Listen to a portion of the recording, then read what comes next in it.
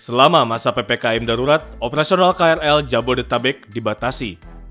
Jam operasional KRL Jabodetabek hanya menjadi pukul 4 hingga 21 waktu Indonesia Barat.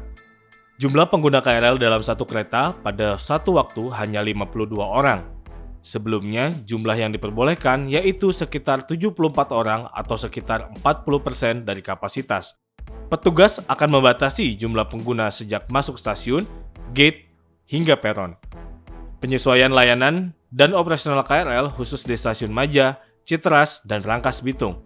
Selama masa PPKM darurat, Stasiun Maja, Citeras, dan Rangkas Bitung melayani pada pukul 4 hingga 7.30 waktu Indonesia Barat dan pukul 16.15 hingga 19.15 waktu Indonesia Barat.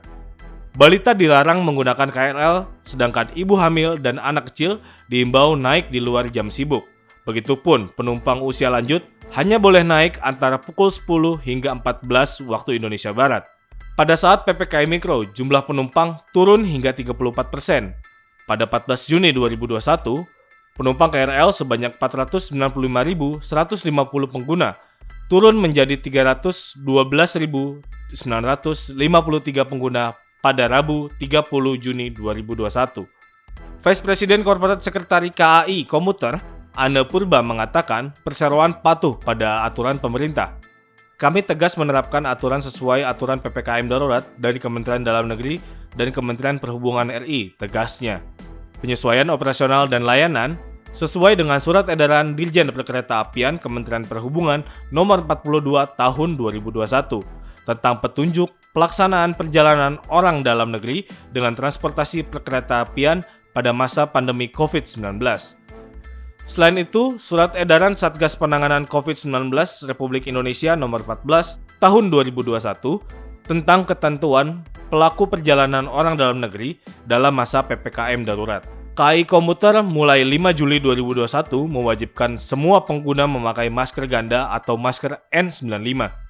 Anne mengatakan sebagai upaya mencegah penularan virus di antara sesama pengguna dan juga petugas. Kami imbau untuk masyarakat yang masih harus keluar rumah dan menggunakan transportasi publik untuk keperluan mendesak, hindari jam-jam puncak kesibukan, ungkapnya. Sementara itu, data PT KCI per 5 Juli 2021, pada pukul 8 pagi, jumlah penumpang KRL mencapai 73.808 penumpang, atau turun sekitar 27% dibandingkan Senin pekan lalu pada jam yang sama. Beberapa stasiun juga nampak mengalami penurunan jumlah penumpang antara 19 hingga 35% dari hari biasa. Dari pantauan bisnis, perjalanan KRL dari Serpong menuju Tanah Abang terpantau sepi pada Senin 5 Juni 2021 dibandingkan dengan pekan lalu. Kondisi di stasiun Tanah Abang pun sepi seiring ditutupnya pasar Tanah Abang yang menjadi tujuan untuk berbelanja tekstil.